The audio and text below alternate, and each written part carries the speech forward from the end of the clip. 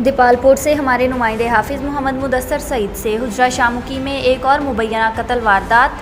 नबीला बीबी साबिक MPa Mrs Anjum Khalid की बहन को नामालूम अफराद ने फायरिंग करके कत्ल कर दिया। ये भी वाजिया रहे कि नबीला बीबी अपने खामन मुश्ताक साकी के कत्ल के इल्ज़ाम में जेल से कुछ अर्सा कबल जमानत पर थी।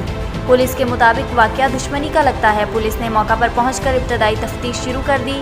SHO हुजरा शामुकीन हाफिज़ अतर रशीद का कहना है कि मुल्ज़मान को जल्द गिरफ्तार किया जाए।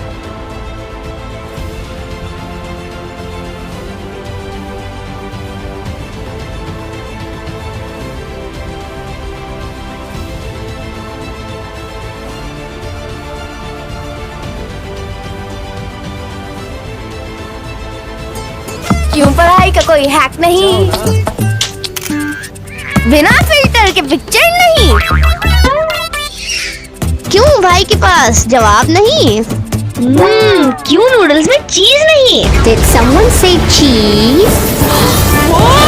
चीज को तुमने याद किया, कनौल आया एक नया मजा, कनौल चीज़ी चटपटा।